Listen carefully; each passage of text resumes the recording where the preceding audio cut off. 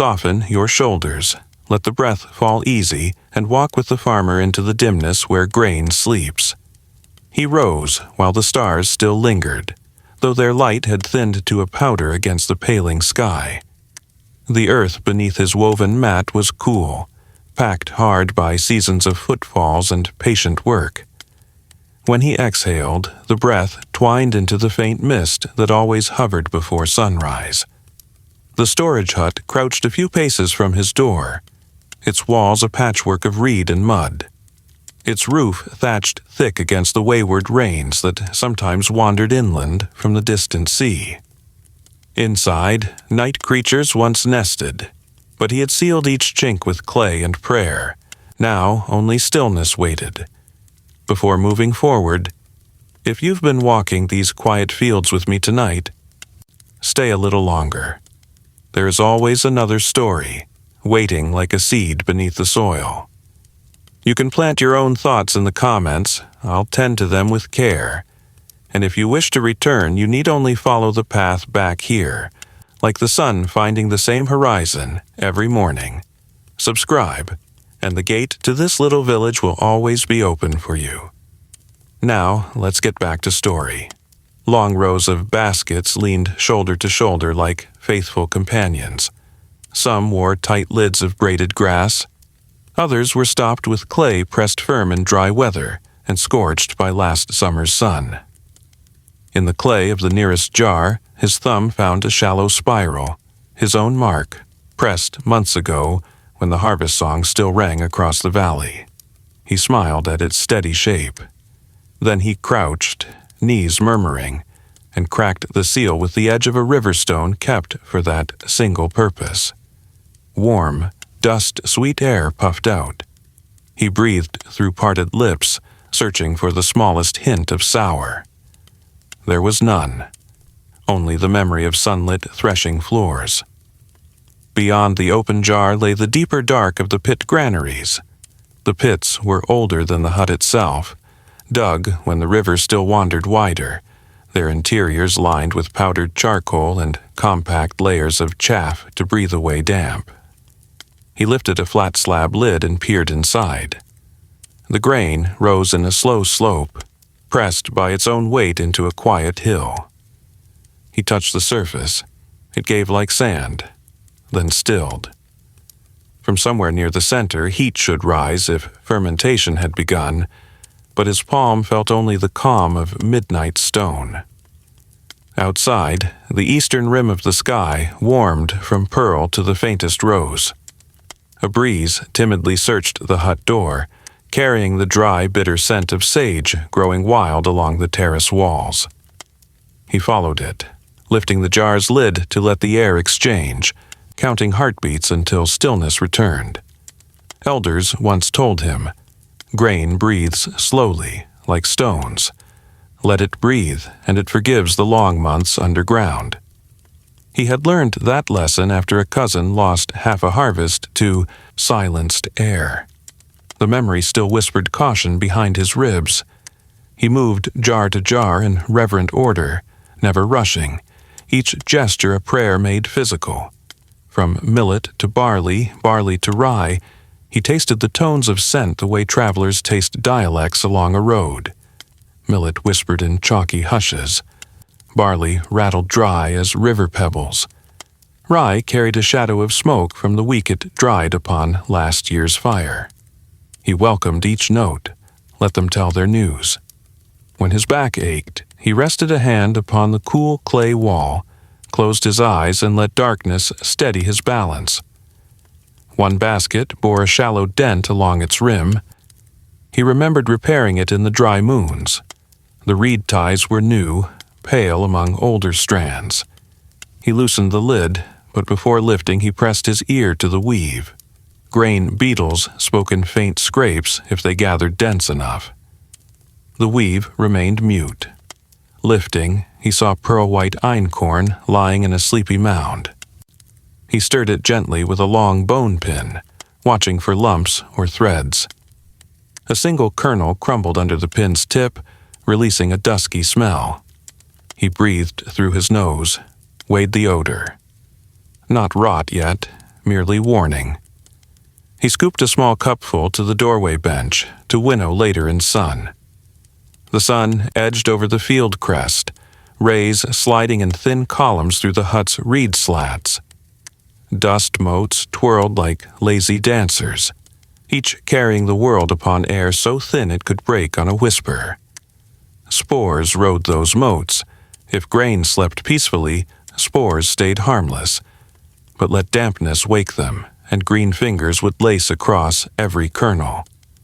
He waited for the way the dust smelled in that new light, learning more from its silence than from any shout. He paused to draw a line in the soil floor with his thumb, marking bins already checked. It was a line only he could read. By midday, dust would soften it. But for now it guided him. Hunger murmured, yet he ignored it, knowing emptiness sharpened the senses. A full belly dulled the nose. The store must be sure before the first meal. At the back of the hut, a shallow bowl of burned charcoal rested where he'd left it moons ago. It served no warmth, it drank moisture. He sifted the black powder with 2 fingers. Dry as regret. Good. He would replace it after the next rain. Beside it hung strands of dried marjoram, another guard. Spores disliked marjoram's bitter song.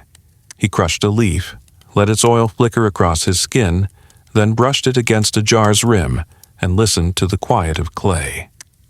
His thoughts drifted to the river, now low from a short spring. Low rivers bred damp air along their banks, damp enough to sneak into huts if the wind curled right. Tomorrow he would walk, test the river's edge, read the silt lines. But today the hut demanded first keeping. He remembered a tale from travelers of a southern sea.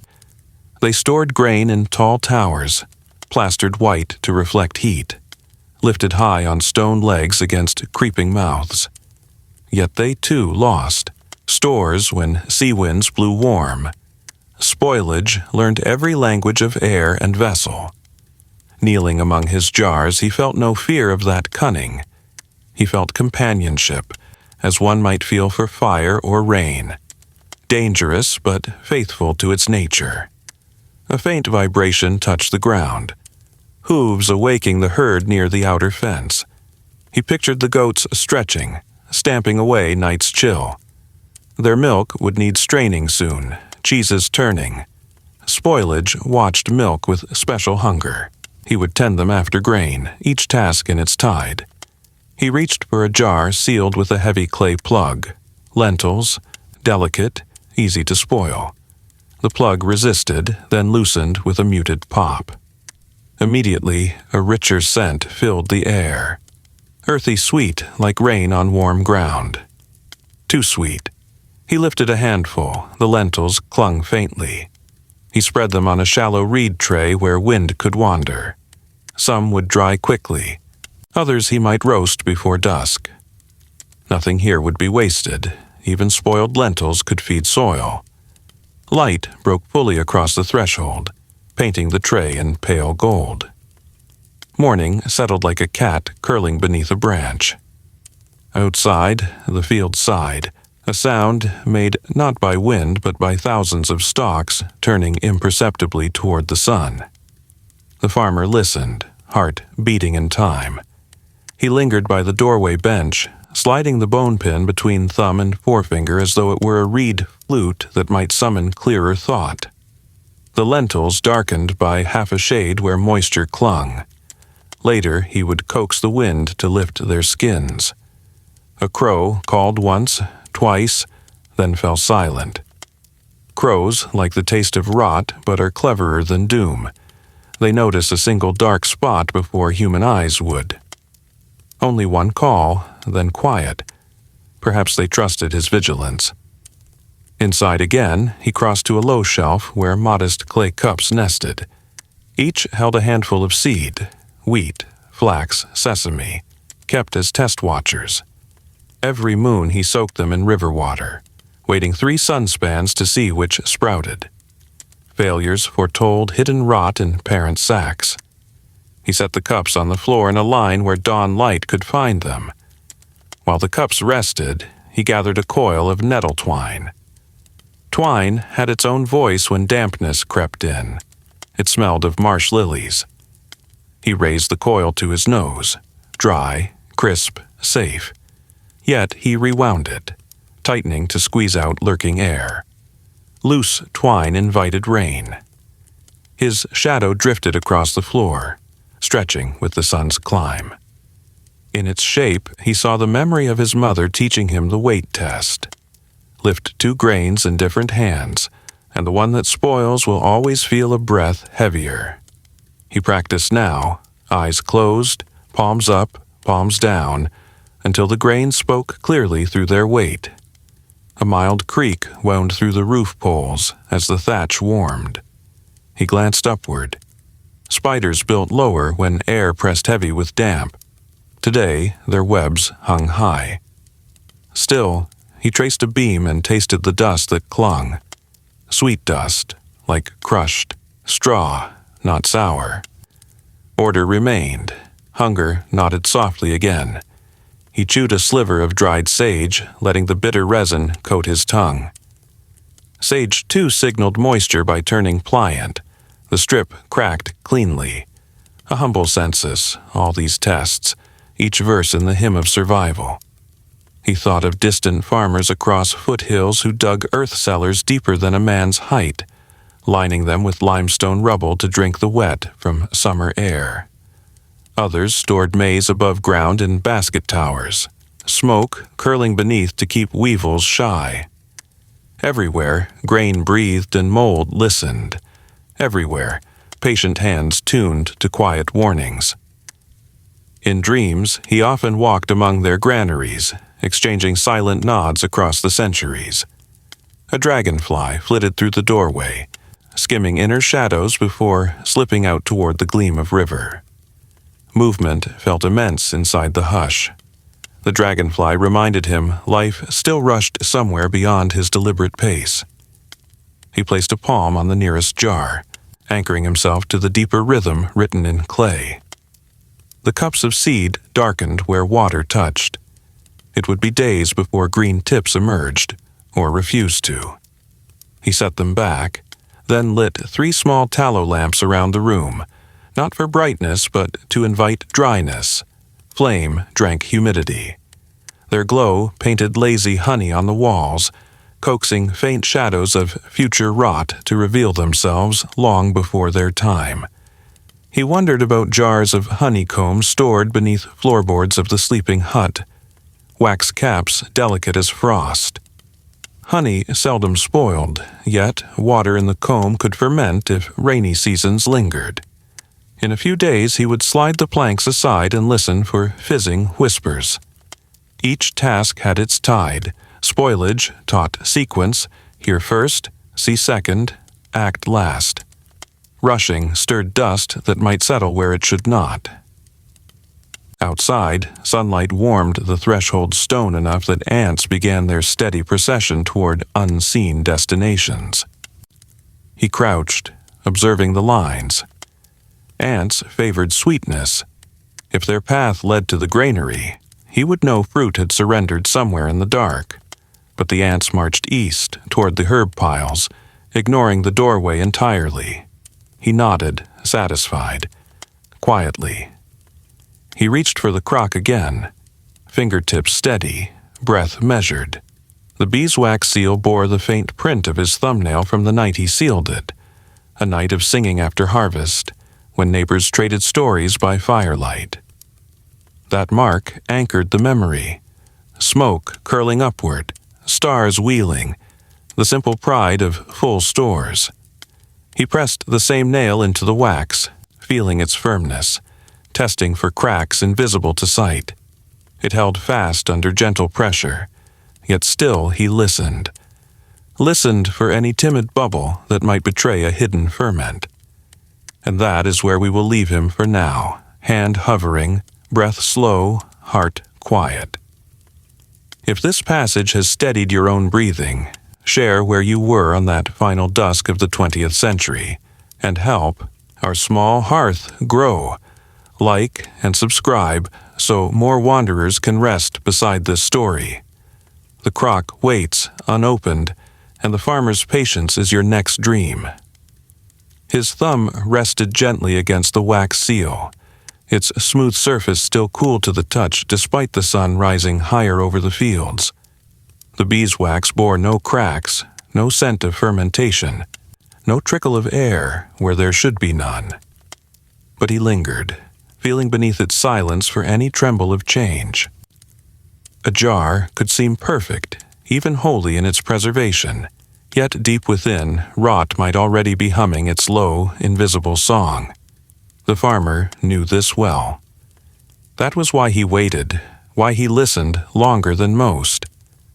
Spoilage did not shout, it whispered. He pressed the heel of his hand to the jar, letting warmth transfer through clay. His eyes drifted half-closed, face turned toward the doorway where light lay like honey across the packed dirt floor.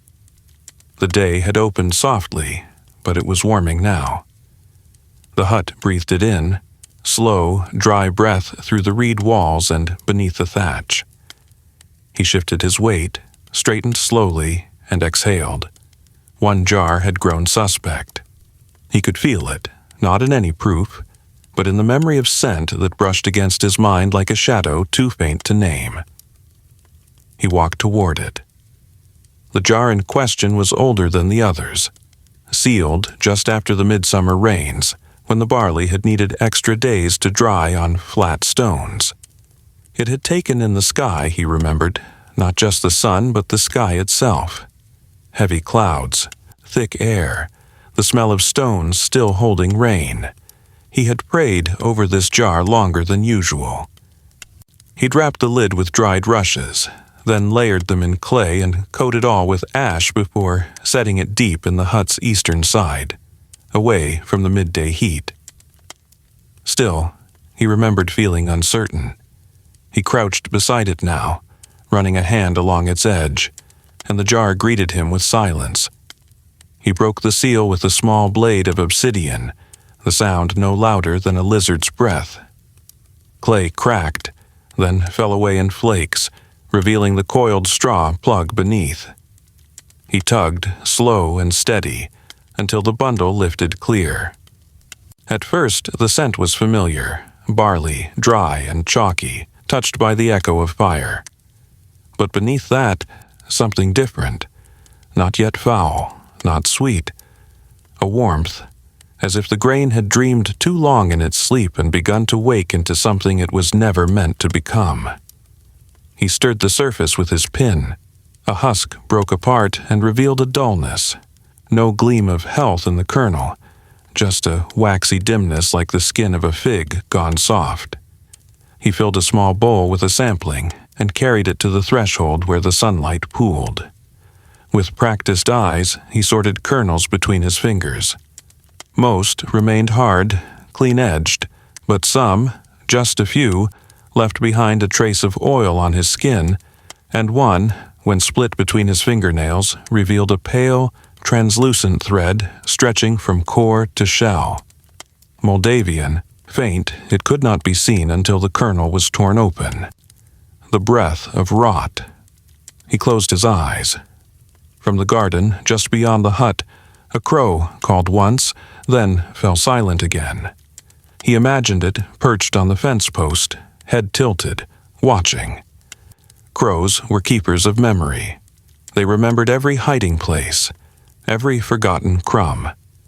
He liked to think they recognized the difference between food and rot as well, even if their taste cared little for such distinctions. He returned to the jar and stirred deeper. The warmth was there, stronger now. Spoilage had not yet bloomed into full decay, but it had begun. He would not panic. Spoilage was not failure. It was the breath of time passing through things. All food lived before it fed. Even after harvest, it listened to the air, to heat, to silence. If the grain had heard too much, then it would return to the earth with grace, not waste. He set the jar aside, marking it with a single knot of grass on its rim. The sign meant, wait, decide later.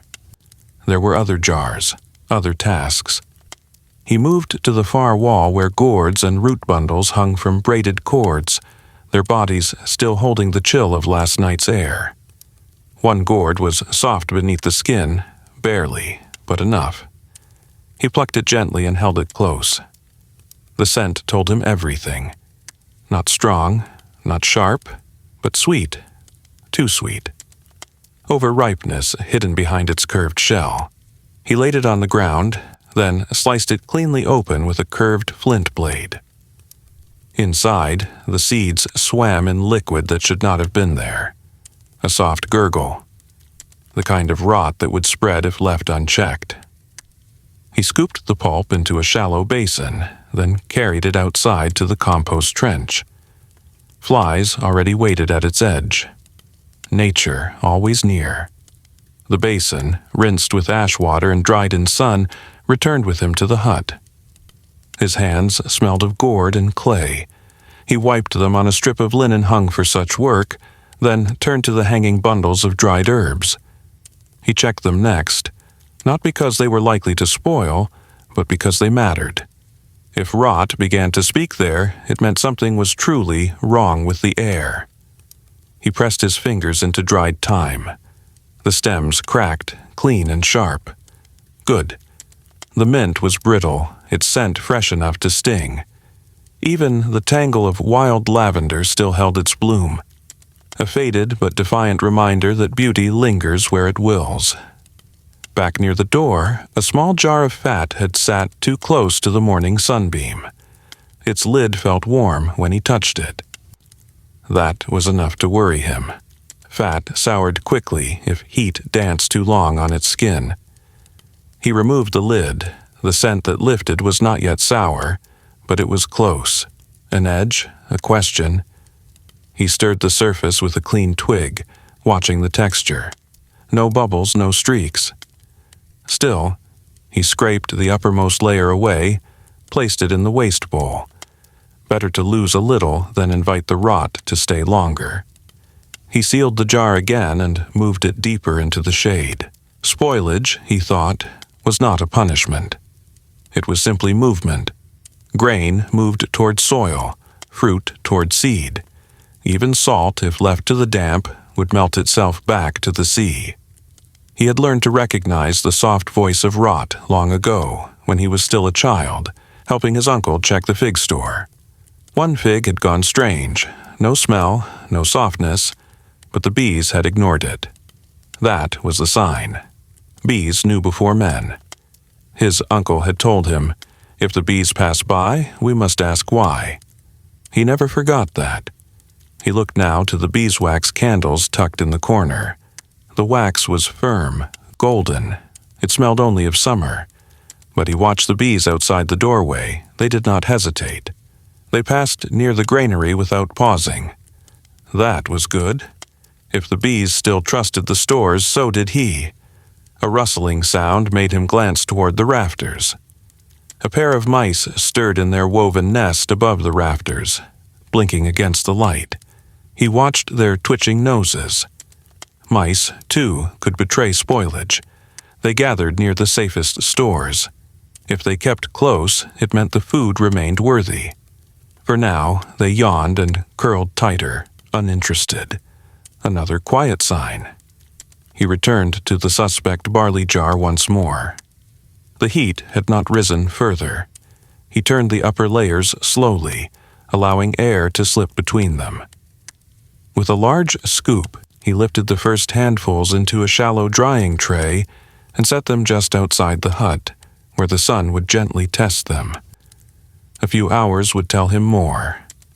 Some grain could be saved, he believed. Perhaps most. But first, the rot must be given space to reveal itself. That was the lesson. Nothing hidden could be trusted. He sat beside the open doorway, hands resting palm up on his knees, eyes half-lidded. The wind shifted. No new scents. The crows had flown. The bees buzzed low and untroubled. He traced the pattern in the dirt that his heel had drawn without thinking. A spiral, almost. like the grain's path when poured, like the shape a mold patch took when it grew unnoticed in the dark. Rot did not always arrive loud. Sometimes it came through love, through keeping too long, hoping too much. The sun touched his shoulder. Warmth, but not yet heavy. Time enough remained. He would fetch more ash water. He would scrub the basket rims. He would check the old beans under the bench. Those that had waited 3 seasons now. They were proud in their keeping. But pride could turn too, and somewhere, beneath a quiet lid, something small had surely just begun to change. He would listen for it tomorrow. The grain on the drying tray stirred faintly as the sun shifted higher in the sky, its warmth climbing the edge of the hut and pressing light through the slats. The farmer remained by the doorway for a long time, watching as the uppermost layer of barley began to dull and stiffen, its moisture slowly coaxed out by wind and warmth.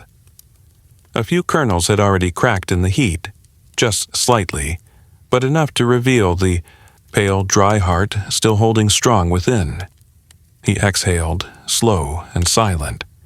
The tray had done its part. Some of the grain would be saved. Behind him, the storage room waited. Its breath was quieter now, heavier with the stillness of mid-morning. But he wasn't done. Spoilage, when it started, rarely stayed alone. It whispered, spread, tiptoed into places not yet suspect. He stood slowly, stretching the joints in his back with a familiar softness, and turned toward the long row of woven baskets resting along the inner wall. Each basket had its own shape, its own silence. Some were plump and wide like gourds, others taller, more slender, packed with herbs or seed pods or things kept for next season's bartering. These containers, he knew, did not spoil easily, but sometimes spoilage came not from within, but from the space between lid and rim, weave and corner, between breath and stillness. He knelt before the largest basket, a round-bellied vessel woven from willow bark and dyed dark with river mud. The lid fit snugly but not tight. It had been tied with reed cord to keep animals from poking through. He undid the knot with care, not pulling fast, but unwinding as one might unbraid a child's hair.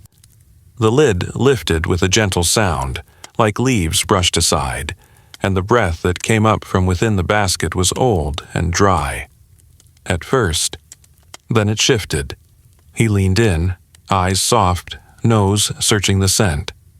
Wheat, sweet, sharp, dry. But somewhere hidden in that scent was a dampness. Not enough to be rot, not yet, but a heaviness that didn't belong. He stirred the top layer with his hand, fingers sifting through golden kernels that felt dry enough to sing. Yet they did not sing. They whispered. He scooped a handful and let it fall through his fingers, listening. There should have been the sound of small stones striking one another, bright and crisp. Instead, there was dullness, a softness where hardness should have been. He stirred again. Then, just near the curve of the basket's bottom, he touched a patch that resisted. Not sticky, just still, as if the grain there had chosen not to move. His breath caught slightly. He pinched a kernel from the edge of that patch and rolled it between his fingers. It felt right. It smelled wrong. That faint scent again, the same that had come from the suspect barley jar. Not sour, not sweet, just quiet in the wrong way. He reached deeper, and there it was, a small clump of wheat, fused slightly by the breath of dampness, hidden beneath the weight of the others. Only a handful, but enough to teach him what the wind had not said aloud. He laid out a mat of woven reed and poured the top layers from the basket, spreading them gently. The sound of the pour was better than the stillness. He worked slowly, careful not to stir up dust that might wake spores. His fingers moved like water, flowing through the kernels, watching for change. The discolored ones, darker, duller, he lifted aside. Not many, but not none. A small, creeping bloom. The first kiss of rot. He did not blame the basket. It had done its best. A single rain from last season had blown sideways into the hut through a broken reed. He had patched it that same day, but the wind had already passed through, brushing the surface of the stored wheat with a sigh heavier than it seemed. That was all it took. The mold remembered. He turned to the next basket. This one was smaller, bound in grass and rimmed with hardened bark. He touched it with less suspicion, but still with care. Inside, a mix of seeds for next planting: flax, amaranth, a few pulses of wild chickpea. The scent here was good, sharp, bitter, clean. But one handful of flax gave a strange resistance when stirred. He sifted through it slowly, drawing out a kernel darker than the others. No mold, but a softening. A memory of damp. He held it to his lips, not to eat, but to feel its warmth. Too much warmth. Seeds were not meant to hold warmth like that unless something had begun inside. He cupped several seeds and placed them into a bowl for testing. He would sprout them by the doorway later, watch which ones rose and which ones turned back to sleep. Spoiled seeds grew nothing, but spoiled seeds also taught him when he had harvested too late, or stored too early, or waited too long. He moved through the basket slowly, never rushing. Each one gave its lesson in its own time.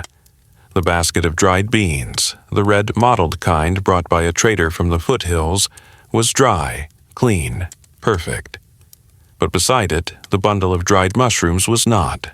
He had hung them too close together, and one had softened in the center where the sun had not fully reached.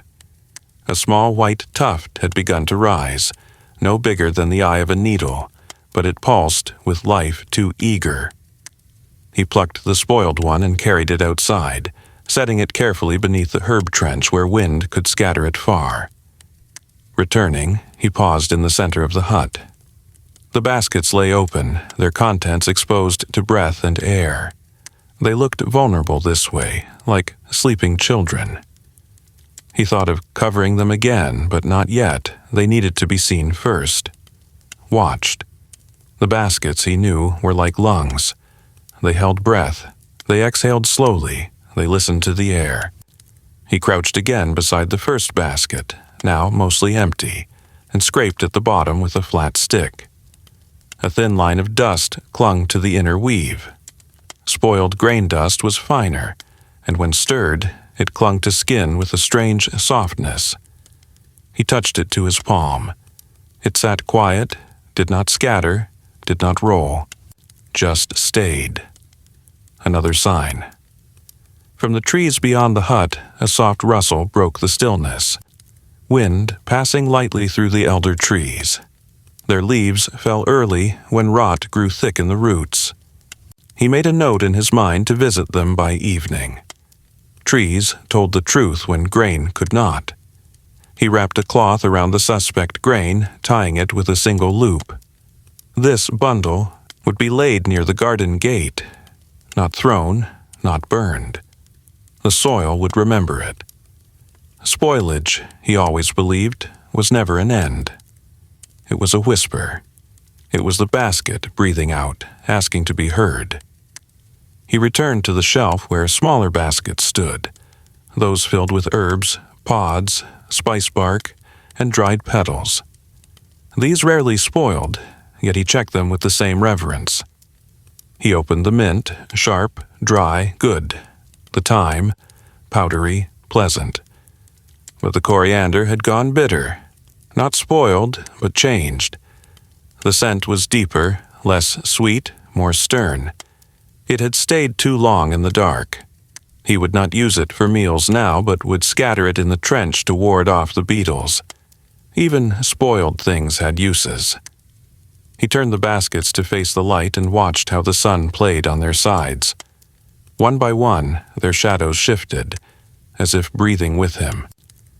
He sat on his heels, hands loose in his lap, and waited. The day had grown quiet again. He did not speak.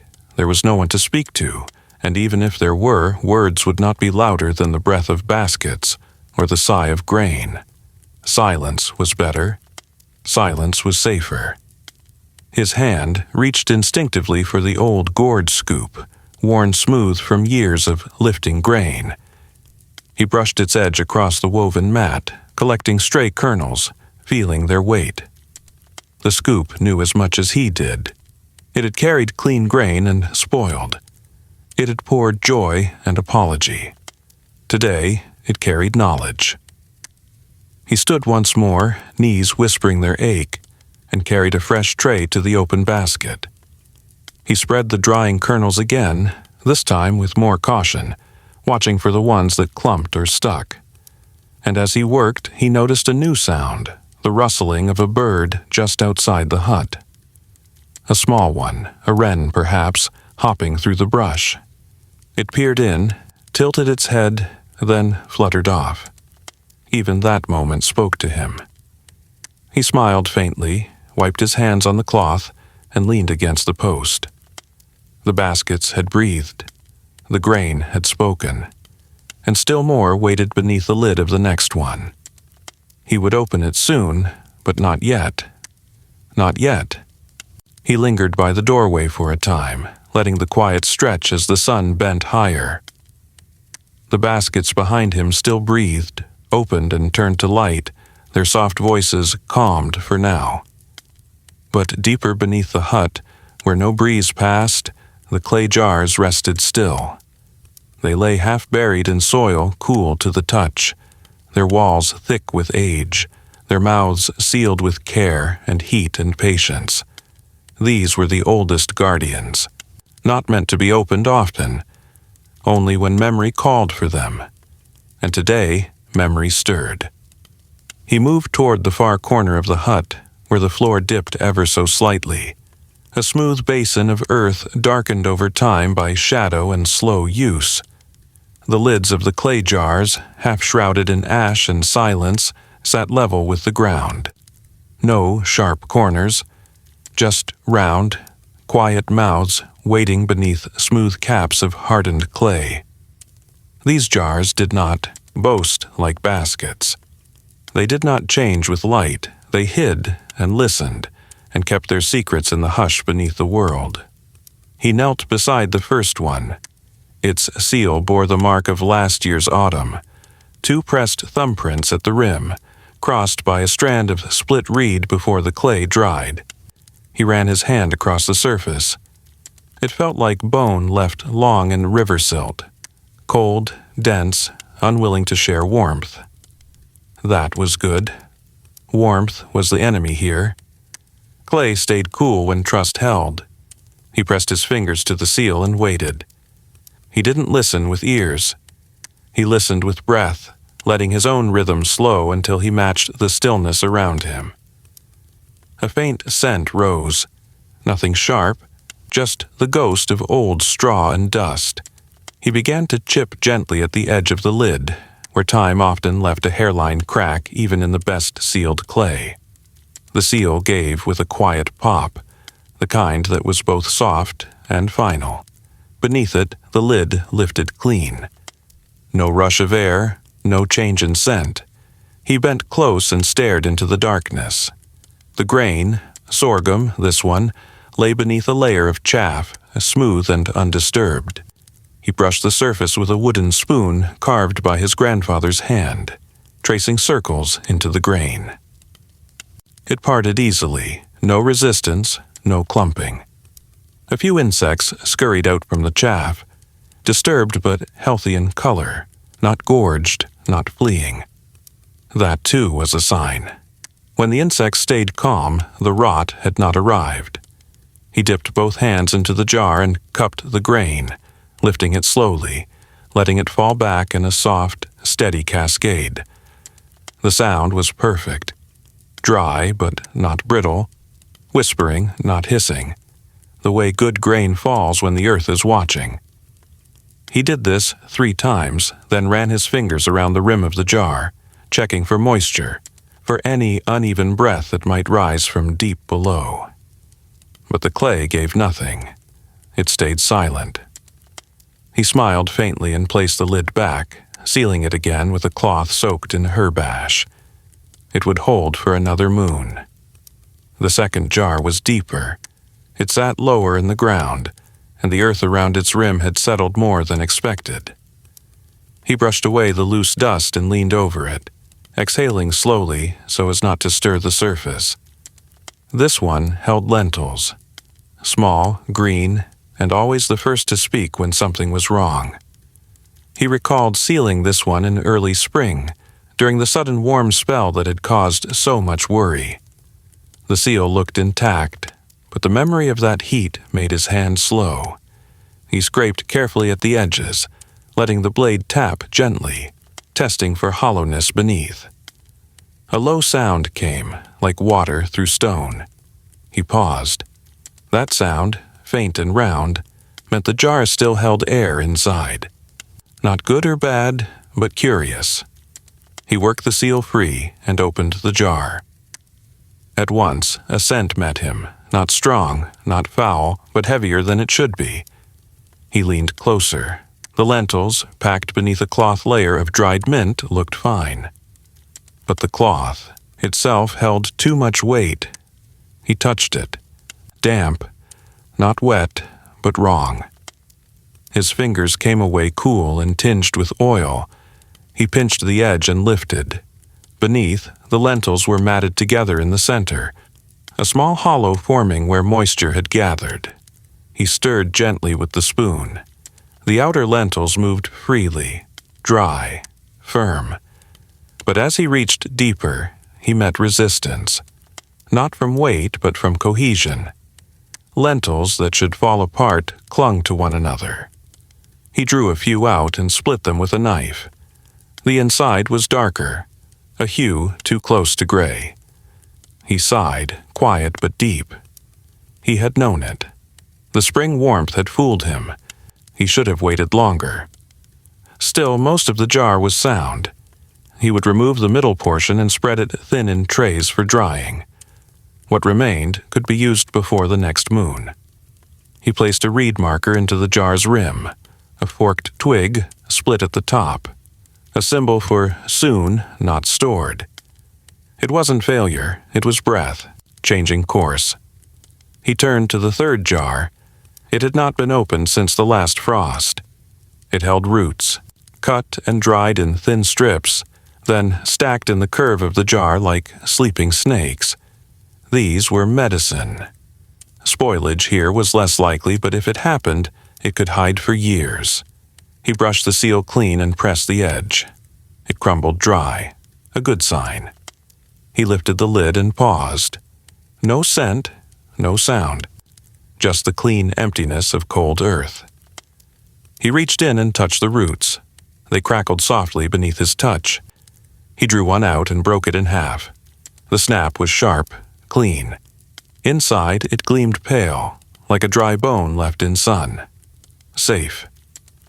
He placed the root back and smiled, closing the jar with the reverence one gives to an elder still watching from the shadows. The last jar was one he had sealed in a moment of uncertainty. He hadn't meant to fill it. It had been a day when a distant trader brought rice, small, fragrant grains not grown nearby. He had bartered too much salt for it, unsure if it would keep. The grains were finer, more delicate, used to a different kind of air, but still he had stored it, sealing it beneath the same clay, whispering apologies to the unfamiliar food. He touched the rim now. The clay was smooth, unbroken. He opened it. The scent was strange, not bad, just foreign. The rice held no signs of mold, but it smelled of water, as if it remembered rivers that didn't flow here.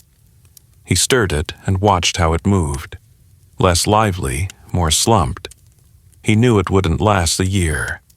This grain was meant for quicker hands, quicker kitchens, not these slow ones. He marked the jar with a circle scratched in charcoal. Soon, with care, he sat back on his heels, wiping dust from his palms, and looked around. The clay jars rested once more in silence. Some needed tending, some could wait. Each had spoken softly, but clearly. He felt the weight of their breath in his bones now, not heavy, just present. He moved to the doorway and sat again, on the stone, watching how the shadow inside grew longer even before noon. The clay cooled, the soil steadied. But somewhere in that stillness, the breath of rot had turned its head. He would dry what could be saved, turn the rest to compost, and whisper thanks even to what he could not keep. That was the lesson of the jars. They taught not only how to store, but how to let go. And as the first breeze of afternoon reached across the fields, he stood again, turned toward the herb shelf, and reached for the dried thyme. There were other vessels to check, and one more lid he had just remembered that hadn't been marked. The shadow waited, and so did he. The light outside had thickened into the rich, golden hush of late afternoon. It touched the edges of everything, softening the world in amber and dust. The jars behind him rested once more in shadow, their mouths sealed again with care and cloth, their breath stilled. The farmer stepped out from the hut, wiping his hands on the hem of his wrap, and let his bare feet feel the grain of the ground, warm still, but cooling. The earth, he thought, was whispering its way toward dusk. It was at this hour that the smallest voices could be heard best. He moved quietly toward the eastern wall of the hut where the sun did not reach directly. A patch of soil lay there, undisturbed, but for the delicate trails left by ants in their measured, tireless passage. He crouched low, hands on his knees, and watched. The ants were not frantic. They marched with purpose, carrying nothing yet, but their return journey would tell more. They formed a line from the outer edge of the fence to a point near the lower wall, not far from the stack of sealed gourds. He narrowed his eyes. Insects knew before men, not by words but by patterns. If rot began, the air changed, and if the air changed, the insects would come, not in floods but in twos and threes, scouts with taste that never lied. He followed the trail of ants backward first, curious where they had begun. He traced them beyond the hut, past the herb trench, where they disappeared beneath a low stone resting near the fence post. Their path was shaded, cool. Moisture liked to wait there. He noted it silently, planning to lift the stone later, but now he returned to where their movement clustered, in that faint corner of the hut's base where shadows deepened. A single gourd lay near the wall, one of the early dried ones from 2 moons ago, heavy-skinned and sealed tight with a plug of wax and pine ash. It had been firm when stored, but now, beneath the dust, the skin had darkened just slightly, the wax at the seam curling back like a peel. The ants gathered near its bottom curve. Not many, just a few, but enough. He bent low and placed his cheek close to its side, listening. Nothing moved within, yet the air around it felt richer, just a little too sweet, like fruit held too long in sun. He lifted the gourd with both hands. It gave under his grip, not soft, not collapsing, but no longer proud, as if the insides had begun to loosen their hold on the shape. He carried it gently to a flat stone near the compost trench. There, he used a carved bone pick to ease the wax plug from its mouth. The scent that rose was soft and sticky, almost pleasant, until the second breath. Then came the sting. A sour undertone, ferment. Not full spoilage yet, but it was already turning. The gourd had spoken, and the ants had listened. He set the vessel down and let it rest open. Later, he would decide. Some spoiled gourds could be boiled down and fed to the soil, others best discarded entirely. It would depend on what the flies told him. For now, he returned to the trail. Beside the grain baskets, in the weave where shadow fell thickest, he found a line of movement so faint it would have been missed without crouching low.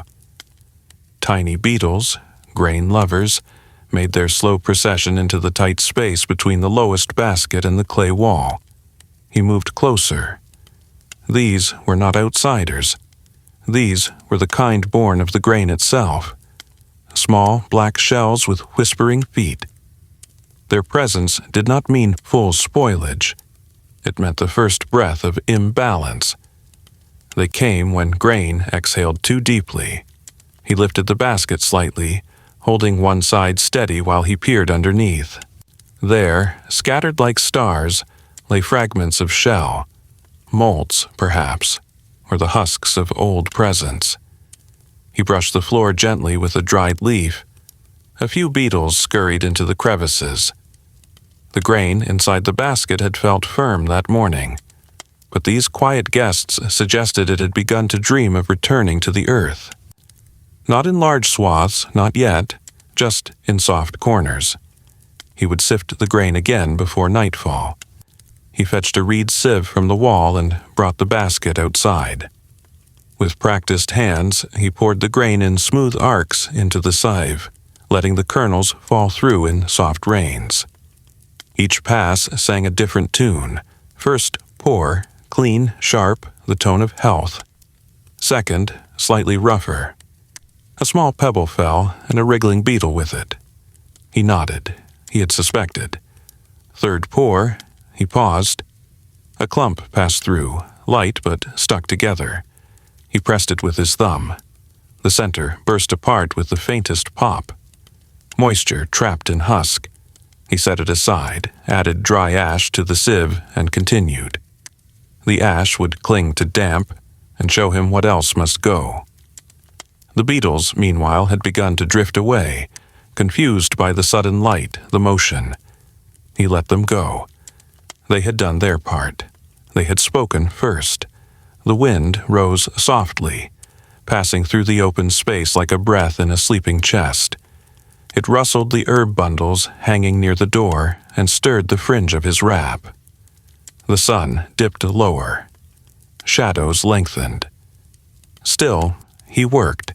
Each handful of grain poured and caught and sifted, until the last trace of dampness was revealed and removed.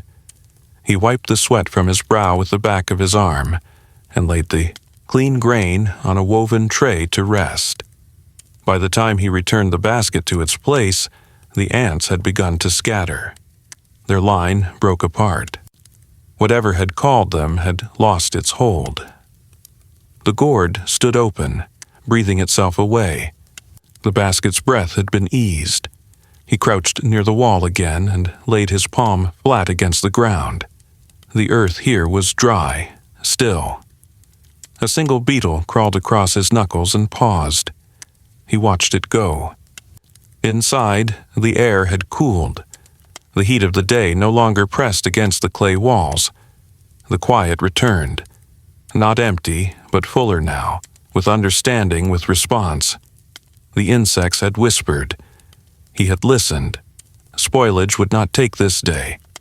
He rose, bones stiff but sure, and walked once more to the shelf of herbs. There was a pouch of dried marigold blossoms, bright and sharp, that he would sprinkle along the basket bases. Their scent deterred the soft-bellied insects that came with deeper heat. He scattered them gently, like prayers across a threshold. Not as warning, as welcome to what was still good, still worth keeping. And somewhere beyond the walls the crickets began to sing, a new whisper in the coming dark. By the time the sun had slipped behind the western hills and the sky turned the color of bruised fruit, the farmer was still moving, quietly, slowly, but without pause. Evening brought its own kind of breath, cooler and low to the ground, brushing past his ankles and curling into the eaves of the hut. It was in this hush, this thickening moment between day and night, that the farmer turned to the dried fruits, the sweet things.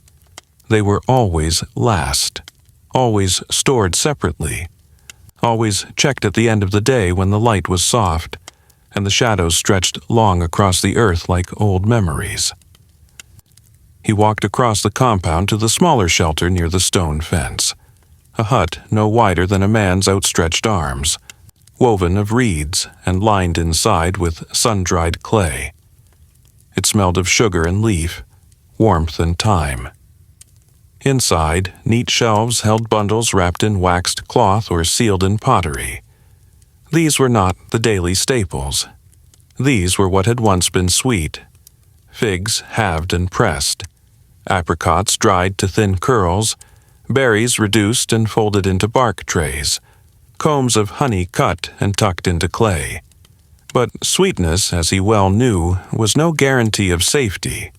In fact, sweet things were the first to change. He reached first for the clay vessel nearest the door. Its lid was tied on with a twist of thin bark.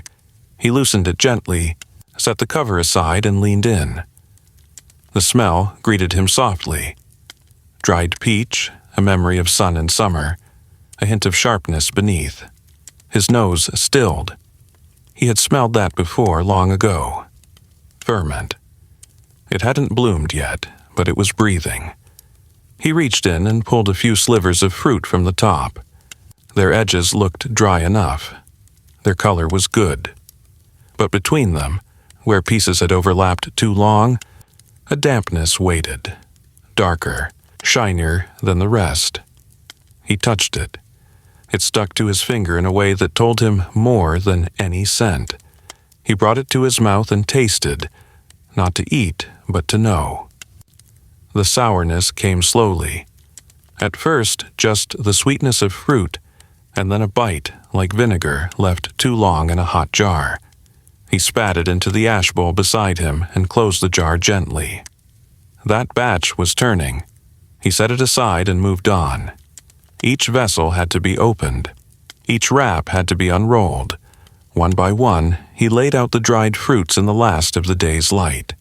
Some were perfect, crisp-edged, light-scented, humming quietly with the silence of good keeping. Others spoke more plainly. One bundle of berries had darkened along the base of the cloth. A soft fuzz clung to the edge of the weave, fine as breath, greenish-white, clinging like sleep. He unfolded it completely, revealing the pattern of spoilage like a map of forgotten rain. The berries beneath had melted into each other. Sweetness, when turned, became cling and stick and smell. Not foul, not yet, but enough. He took what could be saved, setting it aside to dry again under firelight. The rest he would bury near the herb line. Sweet rot was not waste. It fed the mint, the fennel, the roots that fed him later in the year. Nothing truly ended, not even this. At the back of the fruit store sat a narrow jar wrapped with woven grass, honeycomb. He hadn't opened it since the last frost. He hesitated. Honey, if well kept, could outlive the memory of who kept it. But if disturbed by water, even a drop, it would speak with gas and sour and foam. He unwrapped the cover with reverence, lifting the wax seal with care. The comb inside was golden, still, layered and dry, but a small bubble had formed on one edge, not large, not angry, just waiting. He dipped a fingertip and tasted. At first, all was well. Then, a fizz, just the faintest sparkle. A sign of fermentation hidden deep. He exhaled slowly. He'd harvested that comb during an unexpected warm snap. Perhaps it had absorbed something from the air. Perhaps a tiny crack had let breath in. He would not keep it sealed again. It would be used within days, stirred into warm water, fed to the soil, offered to the fire. Better that than to pretend it hadn't changed. He sat with the jars and bundles for a long time, arranging them by what could be trusted and what must be watched. The clay beneath him was cool. The light had nearly faded. He lit a small tallow lamp and let it rest beside the array. The flame threw long shapes across the hut's walls, and in the flicker he could see the outlines of each fruit, their good parts and their soft ones. He touched them one by one. Texture told the truth. Some crumbled, some resisted, some bent too easily. There was a strip of plum leather, thick and nearly black, wrapped in fig leaves and stored since late summer. He remembered making it with careful hands, spreading the pulp thin, watching it dry on flat stone under steady sun. He peeled back the leaf now. The surface glistened slightly, too much. He bent the leather. It cracked, not sharply, but as if the inside had softened while the outside stayed strong. A fine powder clung to his palm. Spores. Almost invisible, but under the lamp's light they shimmered faintly.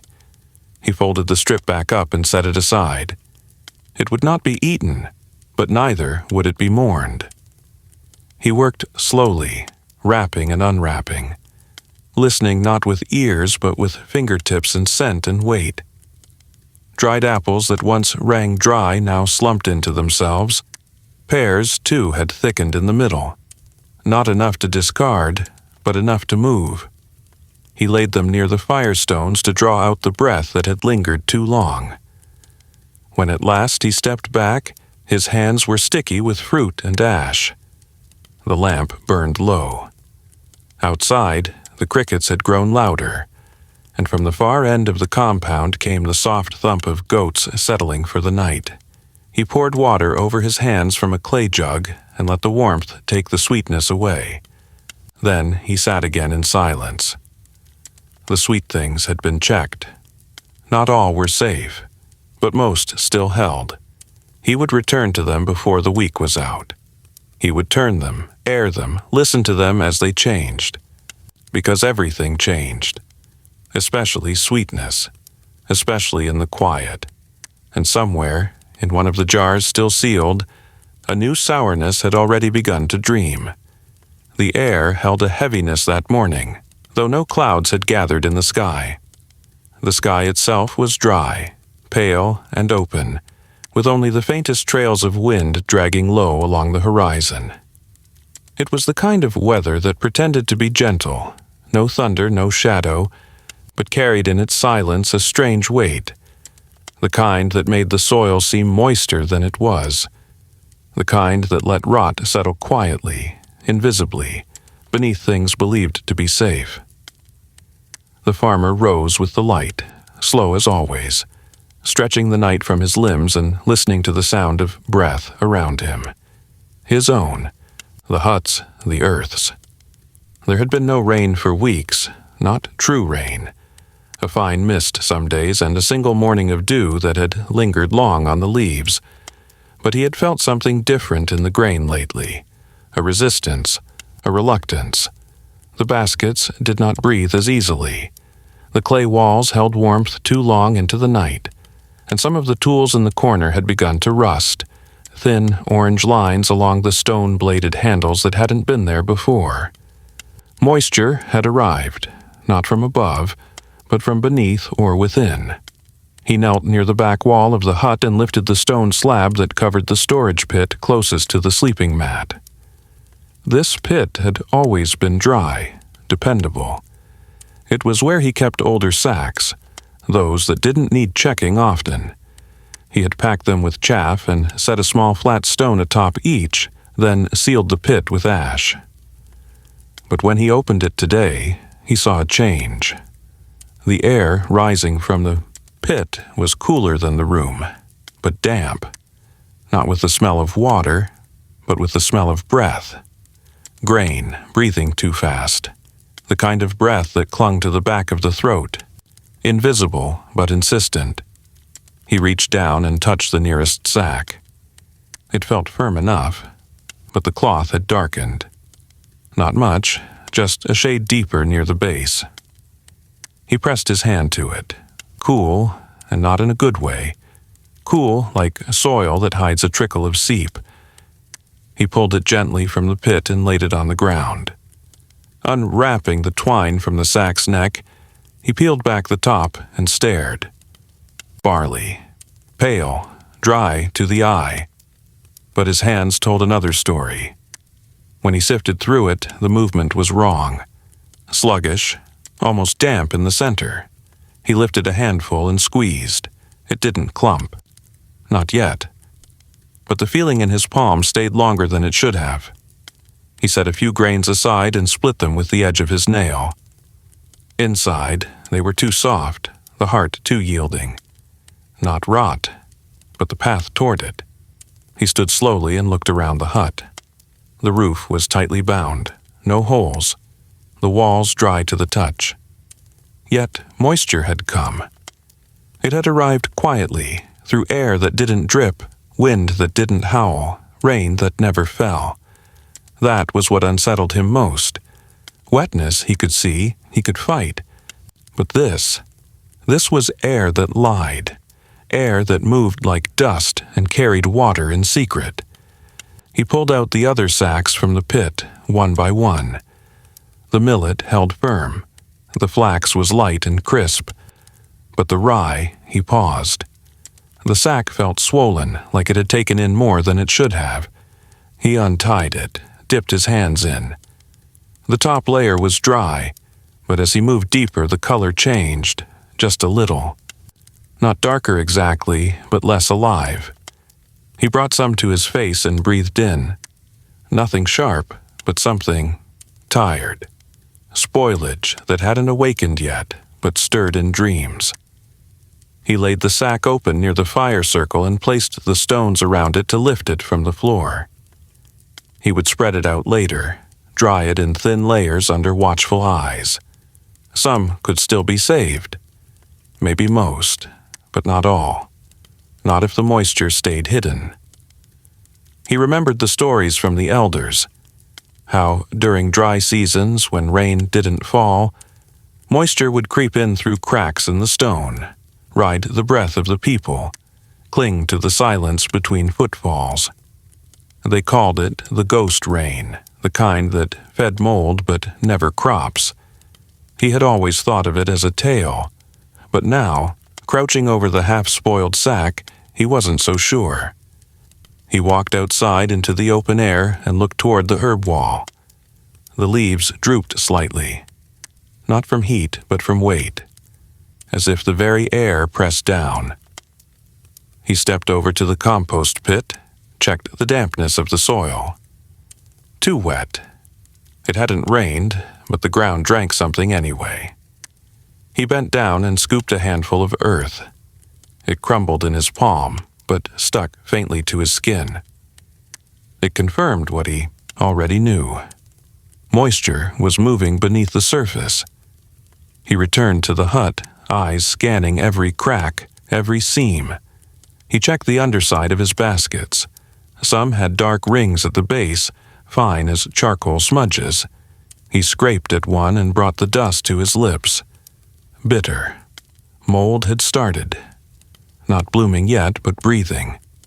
He'd need to lift the baskets, place them on stone, or hang them from the rafters. Let them feel the air instead of the earth.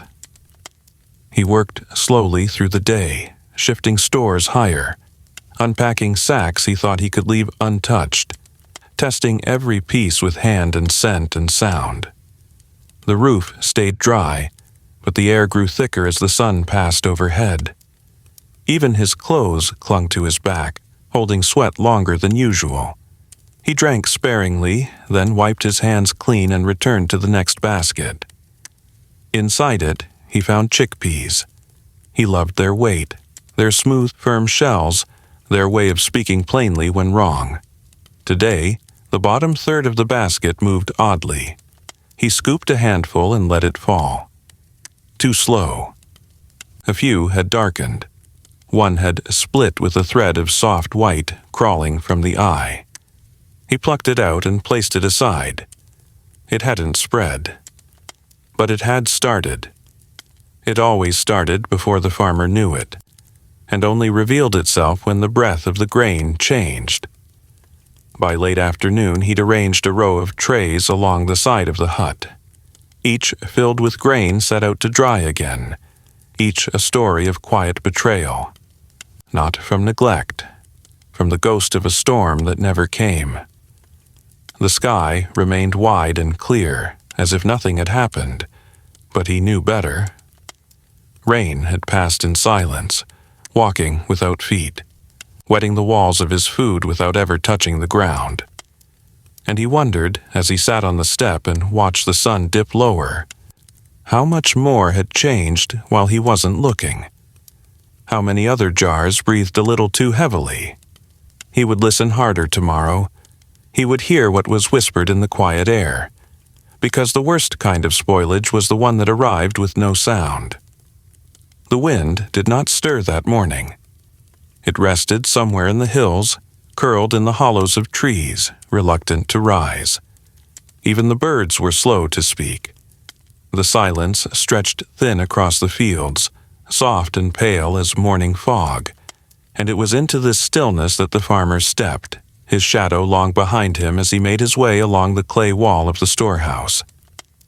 There was a feeling in the air, low and watchful, as though the world was holding its breath. And beneath that breath something else was breathing too, something smaller, something old. He knelt where the wall met the earth, near the place where sun never touched unless it was high in the sky. The clay here stayed cool longer than anywhere else. But he had noticed, in passing the day before, a small change, a softness at the seam, a color in the dust that clung to the corners. Now he looked more closely. His fingers moved along the wall, tracing the place where moisture liked to settle, and there, just beneath the curve of a storage jar, he saw it. A line no wider than a hair, pale at the edges, dark at the center, stretching like the tendril of a root. Moldavian. It had crept up from the base of the wall, silent and sure, feeding on breath and stillness. It hadn't bloomed yet, not into the visible curls and fronds that rose when rot turned bold. But it was here, quiet and slow, and it had already made its way beneath the jars. He crouched low, pressing his face near the floor, and lifted the jar slightly. The underside was cool and faintly damp. He laid a palm against the floor where it had sat, and the scent rose. Not sharp, not offensive, but wrong. It was the smell of time turning inward.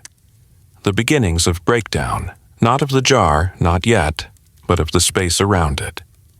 Mold was never just a thing. It was a shift, a way the earth reminded him that even stored things were still alive, still changing, still seeking return.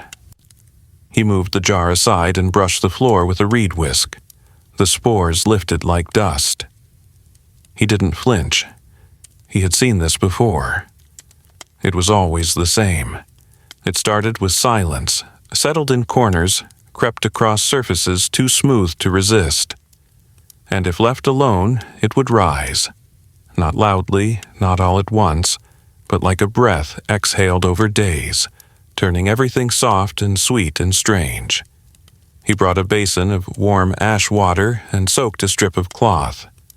With slow strokes, he wiped the surface of the floor, then dried it with another cloth rubbed in crushed thyme and mint. The scent filled the room, sharp and steady, pressing back against the mold's breath. He scrubbed the base of the jar too, checking for cracks or flaking. It was solid. The mold hadn't entered yet, but it had made its presence known. He would not forget it. Later that day, he climbed to the rafters, checking the beams where bundles hung from cords. He had seen mold bloom there once, long ago when a storm stayed for too many nights. Now he saw a similar sign, just a smudge on the underside of a beam, just a shimmer in the slant of light. But it was there. He reached for it with a small cloth and pressed. The wood beneath was soft, not rotten, but not firm. He would reinforce it before the next moon. But first, he would check the bundles. He untied the strings gently, letting the bundles fall into his arms one by one. Dried roots, herbs, seeds wrapped in broad leaves. He opened each with care. Most were sound, but one, a bundle of sweet flag roots, had begun to soften. The center felt warm when it should not have. He split a root in two. Inside, a pale green thread coiled outward, almost beautiful in its reach.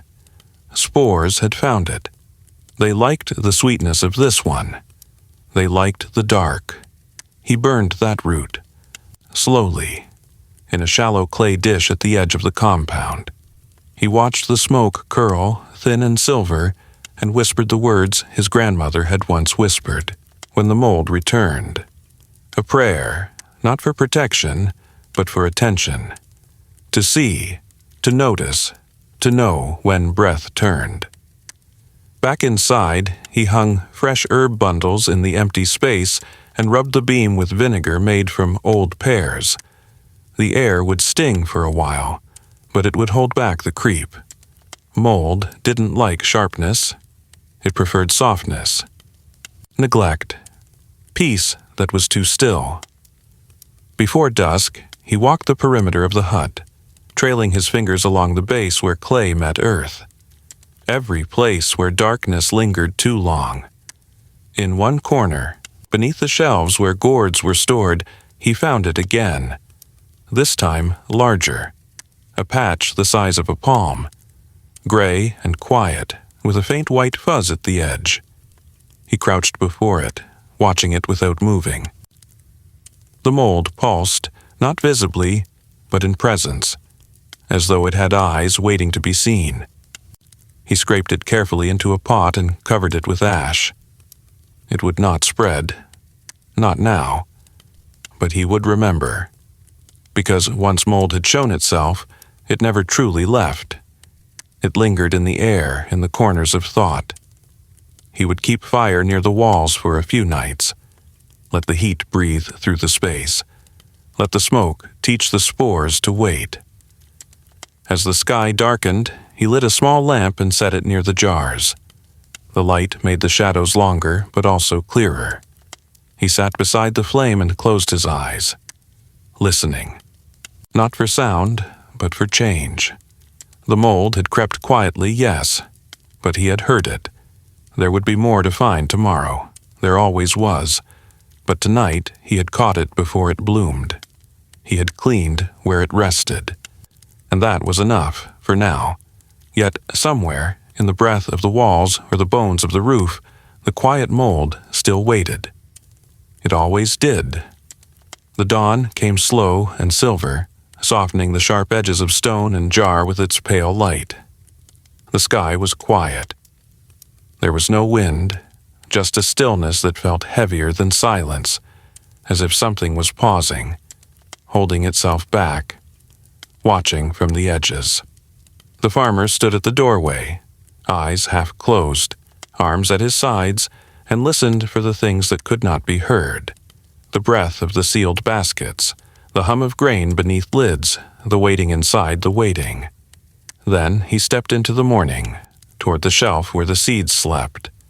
These seeds were not for eating, not for trading, not for brewing into medicine or grinding into meal. These were kept for planting, for returning. Their purpose had not yet come. They lived in expectation, and that expectation was delicate. Spoilage came differently to them, not with sourness or mold or softness, but with silence, a silence that never broke, a silence that did not sprout. He knelt by the bark-lined box where the seed bundles were stored.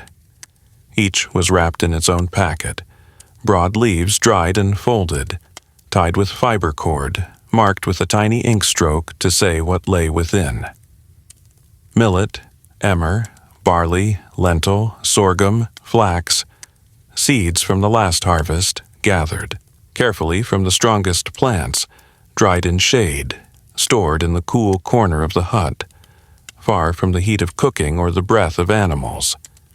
He touched each bundle lightly, tracing the lines in the bark.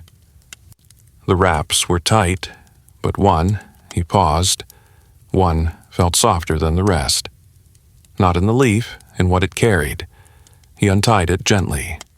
Inside, the flax seeds lay in a shallow drift, pale, oiled, firm. They glistened faintly in the light. He poured a few into his palm. They looked well, but he didn't trust looks alone. He placed a handful into a clay bowl and carried it to the sun-warmed step, where he laid a square of linen, folded once, and dampened with clean water from the well. On this cloth he spread the seeds, then folded it over them, pressing lightly with both hands. He would wait. Spoiled seeds did not always show their change in scent or weight, but in time they failed to wake. That was how their rot spoke, in stillness. He placed the linen-wrapped seeds beside the others he had tested earlier that week. The barley had sprouted 2 green tips. The lentils, only 1. The millet had done nothing. He frowned softly. Millet had never failed him before. He returned to the storage and pulled the millet bundle from the box. It felt light, perhaps lighter than it had been. He unwrapped it slowly. Inside, the seeds looked dull, their edges less defined. He poured them into a shallow dish and stirred with his fingers. They rolled reluctantly. Some stuck together in tiny clusters. He crushed a few between his nails. They cracked, but not cleanly. The sound was like paper dampened and then dried again. He brought them to his nose. No scent of sour. No scent at all. He set the dish aside and reached for the emmer seeds. These were fewer, precious, saved from one of the last standing stalks before the river turned. He had trusted them, hoped for them, but now he wasn't sure. The leaf bundle unwrapped like parchment. The seeds lay within, small and tight and dark. Beautiful. He almost smiled. Then he noticed a faint dust along the crease of the leaf, a grayness. He pinched it. Fine, like smoke. He touched the seed beneath. It left a trace on his thumb. Spores. He emptied the bundle into a reed tray and spread them wide, watching how they moved. Some stuck to the tray. Others bounced. One shattered beneath his touch. He sighed, not out of disappointment, but understanding. These seeds had waited too long. They had not asked to be forgotten. But the season had run long. The rains had changed. He had hoped to plant them in a better time. That time had not come. And they had turned. He separated the salvageable ones with slow fingers and laid the rest in a shallow bowl lined with mint leaves. Mint would slow the mold until he could decide what to do. Nothing would be wasted. Even failed seeds could become ash, and ash, when fed to the soil, remembered what the seed forgot. As the sun climbed, he worked through every bundle. Some were strong, sorghum especially. It never softened. Its seeds had a hardness like stone, and a way of waiting without fading. He smiled faintly at that. Other bundles were mixed, half woken, half silent. He laid them on trays and placed them in a line near the door, letting the wind pass over them as it came. If they were still alive, they would begin to breathe. He passed by the test cloths again. The flax from this morning had begun to swell, barely. Just the faintest bulge against the linen. He touched the edge of the cloth and nodded. Life moved quietly when it chose to move. By late afternoon, the floor of the hut was covered in shallow bowls and trays, each carrying a future that might still be possible. He stepped between them with care, as though walking through sleep. He lifted a sprouted lentil and held it to the light. Its root tip was pale, curled like a question. That was all he needed. A question was enough. He returned to the box and, one by one, repacked the strongest seeds. He rewrote the marks on the wraps with fresh ink and hung them from the rafters this time, where the air was clearer. The seeds that had waited too long, those that showed nothing, those that cracked without sprouting, he placed in a pot of earth near the back wall. He mixed them with crushed charcoal and a spoonful of ash. He would plant them anyway, not for harvest, but for remembrance. Let the soil decide. As the light slipped toward evening, the farmer sat by the doorway, his hands lined with dust and husk. The test cloths lay beside him, faint bulges here and there, the promise of breath within silence. He didn't need many seeds, just enough. Enough to remind the earth that he was still listening. Enough to remind himself that waiting was only a mistake when it turned its face from hope. The breeze rose slightly, brushing the hanging seed wraps, making them sway like chimes without sound. He closed his eyes. Let the breeze pass through his lungs. Let the memory of each seed rest in his chest. Some had waited too long, but not all. Some still stirred, some still dreamed. And somewhere, beneath a layer of damp cloth and dust, a root was breaking open its silence even now. Evening brought a breathless quiet to the compound, the kind that seemed to hush even the trees, the kind that wrapped the world in slow-moving air and made the ground feel older than it had hours before. The farmer stood before the firestones, the low wall where he dried what needed saving. Beyond the flickering light, the fields lay open and dark, their shapes blurred by nightfall and memory. But here, in the ring of orange and ember, the day's gleanings were spread on thin reed trays, kernels too moist to store, herbs with softened stems, strips of fruit that had bent in the jar's humidity. They lay there now like pages in a book left too close to a hearth, each one curling, browning, whispering its own soft protest to the heat. He crouched beside them, feeding the flames with dry twigs of tamarisk and oak. Fire had its own language. It crackled and sighed, exhaled warmth in waves, and sometimes it spoke in high, sudden clicks like bone striking bone. Tonight, the fire was low and thoughtful, its breath steady. It did its best, curling its fingers beneath the trays, lifting the dampness from grain that had nearly turned. But fire, the farmer knew, was not a god. It could not undo what time had already claimed. He reached for a tray of coriander seeds, the same ones he had noticed darkening at the base of the spice basket earlier that week. He stirred them with his hand. Most were dry, fragrant. A few were hollow now, burnt by air before flame touched them. He picked one up, pressed it between thumb and finger, and it gave with the soft crack of a body already surrendered. Fire couldn't save what had stopped listening. Still, he gave it the warmth it deserved. He moved to the bundle of mint leaves carefully laid across a woven mat. Mint liked fire less than other things. It curled quickly, blackened at the tips, and if watched too long, disappeared into ash. But even in spoilage, it gave off its scent. A sharp green sigh that filled the air like rain falling on hot stone. He bent close, breathing it in. One by one, the leaves curled, darkened, folded in on themselves. That was all they could do now. They had been kept too long, and fire would not forgive them. Still, he burned them gently, turning the bundle with a wooden stick, as though coaxing them to speak before they vanished. At the edge of the stone ring sat a clay bowl filled with the dried remains of berries from 3 moons ago. He had nearly forgotten them. They had been set aside for medicine, but never used. When he poured them onto the tray, he saw what time had done.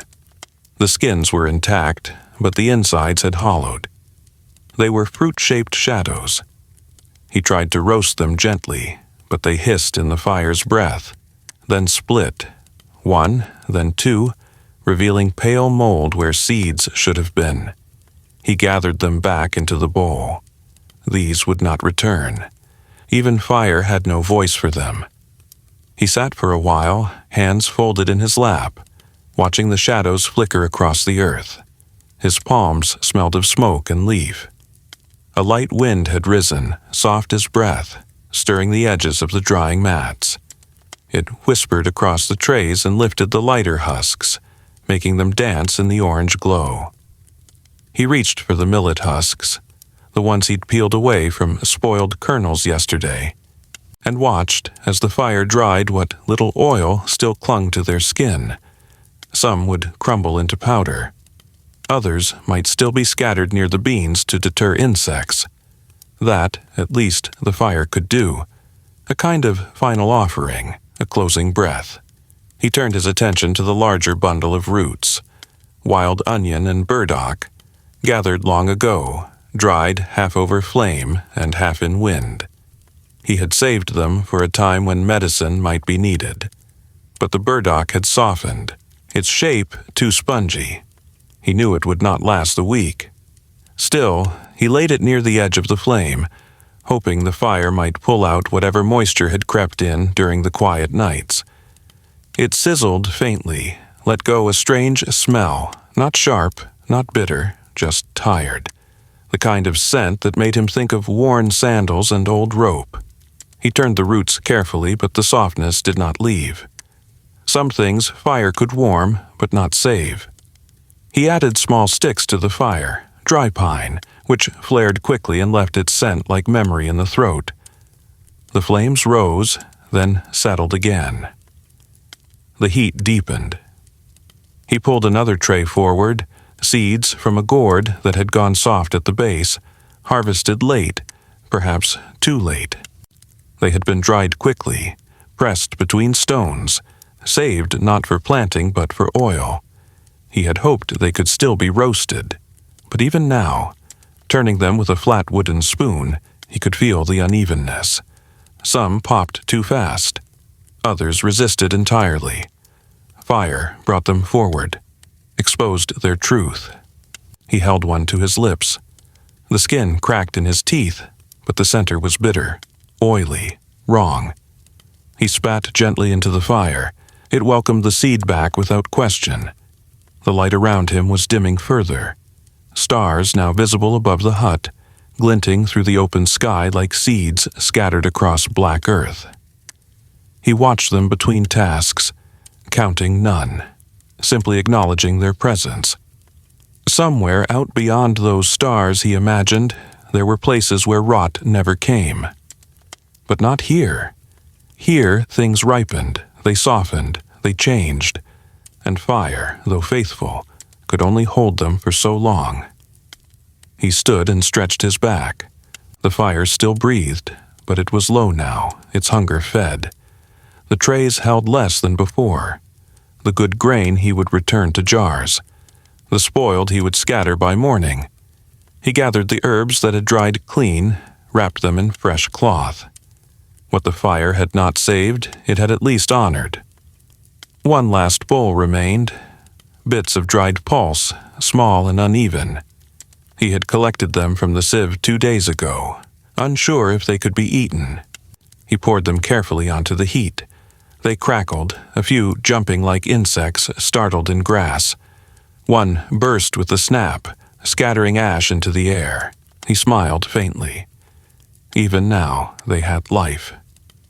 He poured water gently around the fire's edge, not enough to drown it, only to quiet it. Steam rose in soft spirals.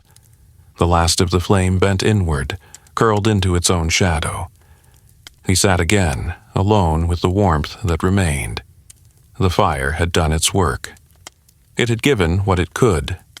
But some things had waited too long, turned too far, hidden too deeply. Some things fire could not hold. And so he would watch again tomorrow, and listen, and lift each seed, each husk, each bundle, knowing some would return, and some would not. The morning opened slowly, quiet and dim under a sky the color of worn ash. The light that came through the mist was thin, almost reluctant, like it had somewhere else to be.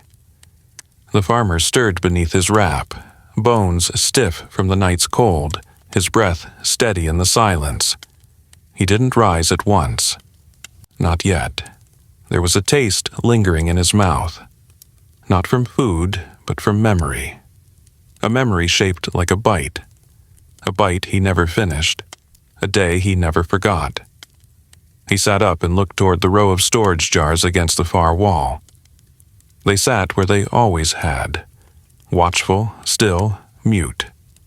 But one of them, years ago, had almost spoken a different truth.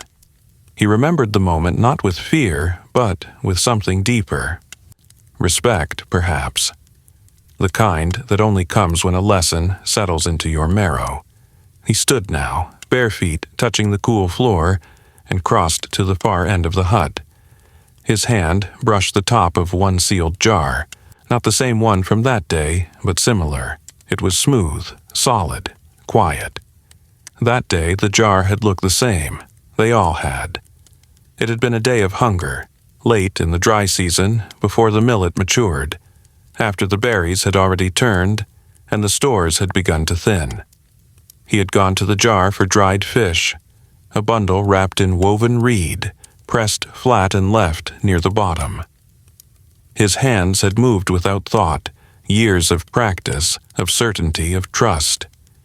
He had broken the seal, peeled back the top, and reached in. The scent was strong, but not unfamiliar. The fish, dried weeks before the heat truly settled in, had held its shape, its oil, its salt. He had taken a piece and held it between his teeth. And just before he chewed, before that final decision, the air changed. A breeze from the doorway stirred the cloth beside him. Something in his body paused. Not a thought, not a word, just a pull, soft and deep. He lowered the piece, broke it open between his fingers, and there, deep in the flesh, nearly hidden, was the bloom. Pale green-gray, soft and spreading, its center darker than ash. Moldavian invisible from the outside, quiet as breath. He had sat still for a long while after that, staring at the piece, his heart slow but loud, not from fear, from awe, that he had come that close, that the earth had warned him, not through smell or sight or taste, but through stillness. That was the lesson. Spoilage did not always come to announce itself. Sometimes it waited in silence. And silence, if listened to, could save a life. Now, in the present light of this morning, he moved back to the center of the room and sat beside the firestones. He lit a small flame, not for cooking, but for warmth, for clarity. The memory sat beside him, quiet as always. He reached for a new bundle of dried fish from this year's batch. He opened it slowly. He had learned much since then.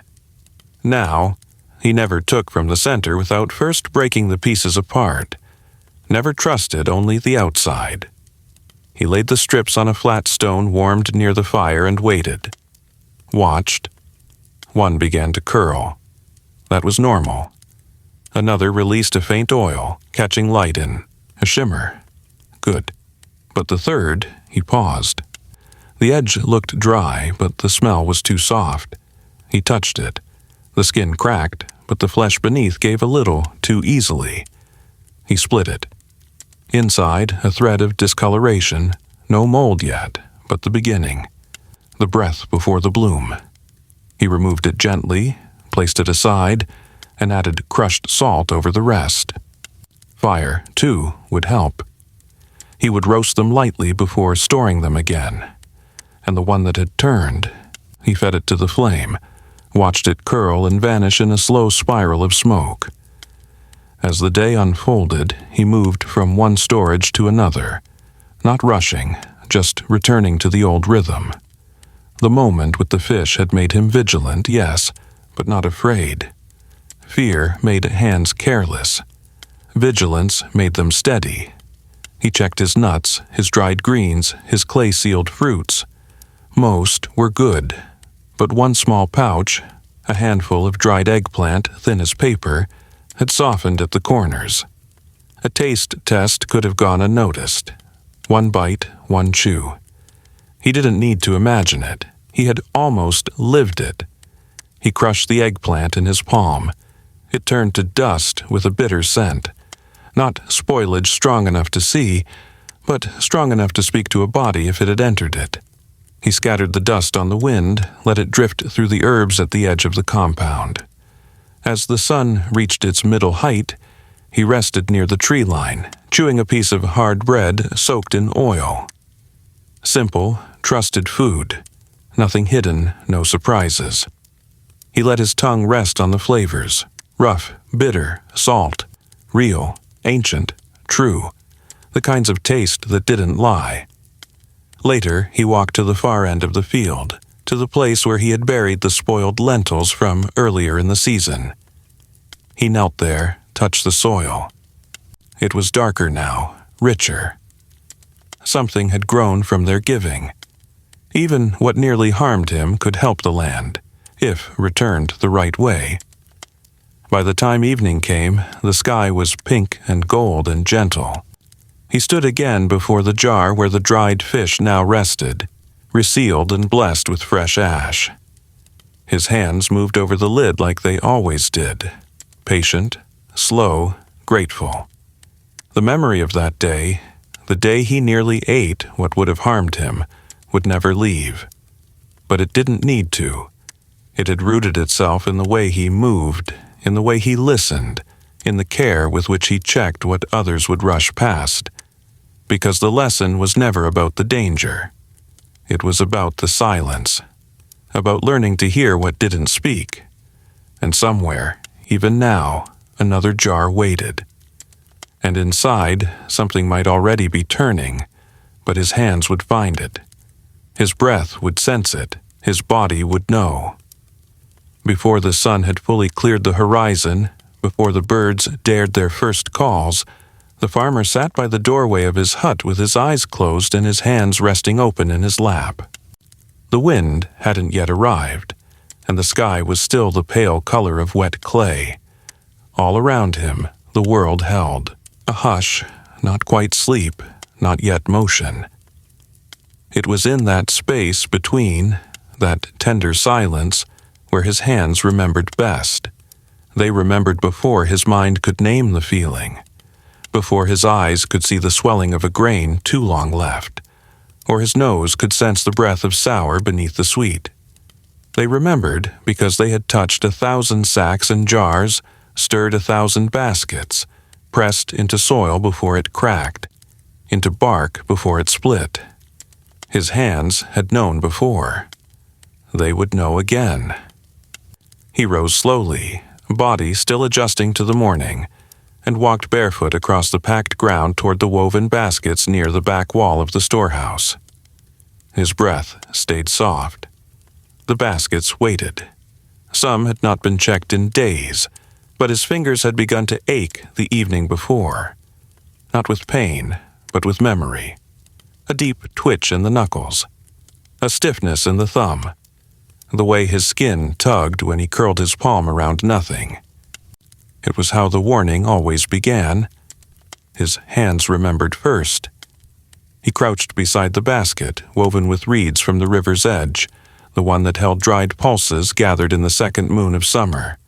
The lid, when lifted, gave a soft rustle.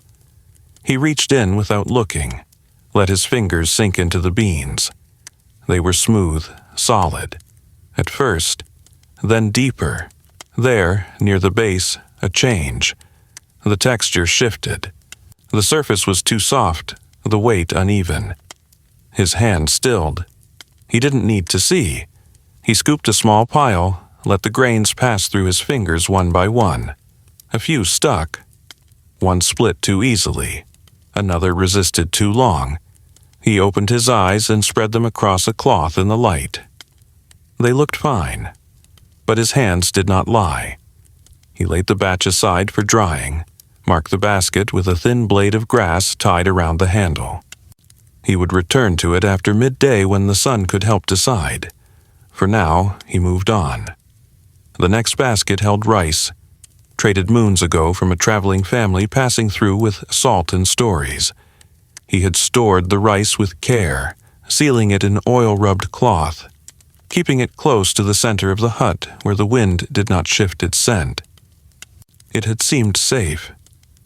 But yesterday, while mending a crack in the wall, his left hand had brushed against the jar where the rice sat, and he had felt something, not heat, not cold, just a wrongness in the touch. A message.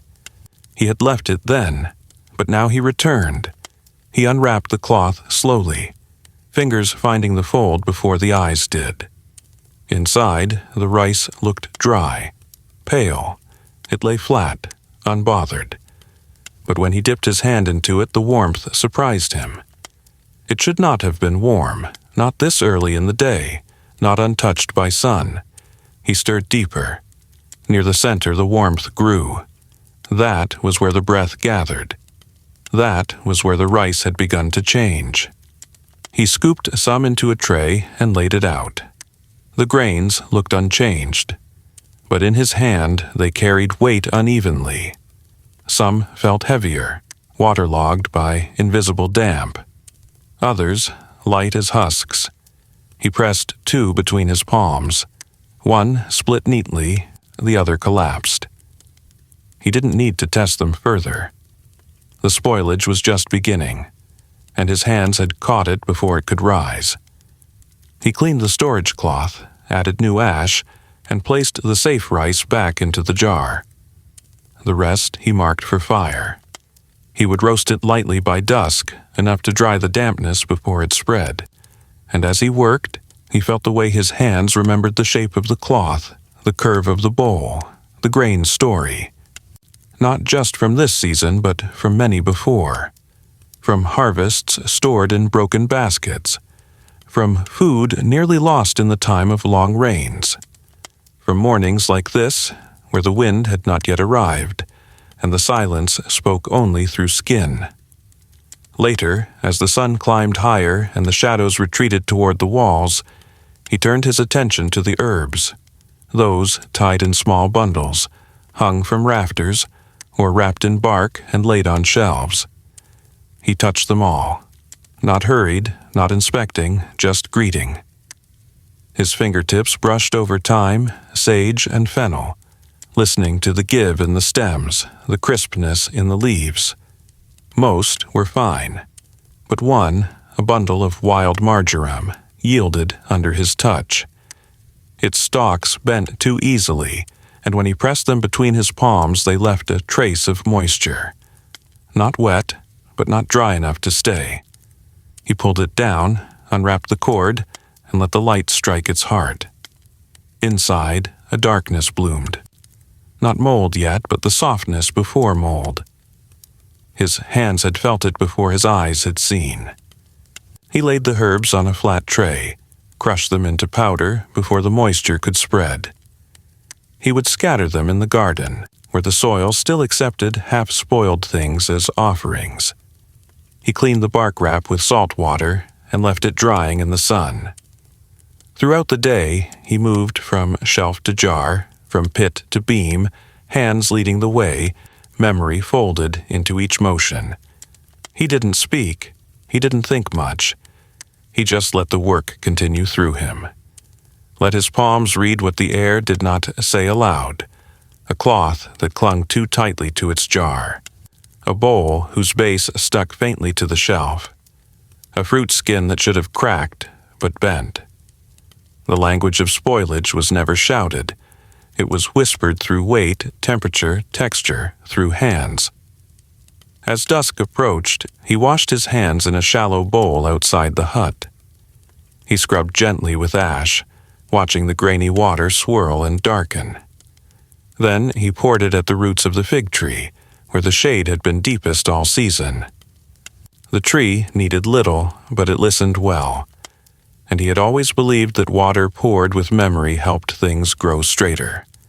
He sat on the bench as the stars emerged, their light faint but steady above the darkening field. The fire crackled behind him, warming the trays of grain and herbs he had set out to finish drying. His hands rested in his lap, open, empty, calm. They had done their work. They had remembered what he had nearly forgotten. And somewhere in the night, in a jar he had yet to open, a change was waiting. But his hands would find it. They always did. The final days of the season had arrived quietly, without ceremony, like a guest too kind to knock. The air was cooler now, thinner at the edge of morning, and even the birds sang less. The farmer woke before light, the way he always did, but he did not rise right away. He remained still beneath his wrap, listening to the breath of the hut, the sigh of wood, the hush of stored grain, the faint creak of the reed walls easing into another day. Outside, the soil was waiting. The last baskets were waiting, and he was ready to know what remained. He rose slowly, feet sliding into the dust-worn grooves near the doorway. The fire had gone cold overnight, its stones dark, its ash soft. He knelt and touched the embers, not expecting heat, just wanting to feel the shape of what was no longer burning. Then, quietly, he turned to the far wall, to the sacks he had set aside over many days. These were the ones he hadn't decided on. Not fully spoiled, not fully safe. Caught between what could be saved and what might need to be returned to the earth. Today, he would decide. He brought the first bundle into the center of the room and opened it gently. Inside, the lentils looked dry, unbothered, but as he stirred them with his hand, he felt a whisper of weight in the center, a pocket that gave slightly under his touch. He scooped the center out and laid it on a separate cloth. Then he smelled it. The difference was faint but clear. The rest could stay. The heart had turned, but the skin around it held firm. He rewrapped what was safe and marked the cloth of the rest with a single line of ash. It would go to the compost trench by nightfall. He moved to the second sack. Dried peas, small and hard, but some had split in the heat. Their edges were curling in a way that told him the change had already begun inside. He bit one lightly. It didn't give the clean crack of healthy dry grain, it crumbled. He poured them into a sieve, shook them slowly, and watched as the dust settled. Half he would keep, the rest would join the ash-marked cloth. By midday, he had sorted 4 more sacks. Some gave nothing but reassurance. Sharp scent, clean weight, firm lines. Others confessed more quietly, a softening here, a bitterness there. And as he moved between them, he noticed something shift within himself, not fatigue, but acceptance. Not every grain could be saved. And that was not failure.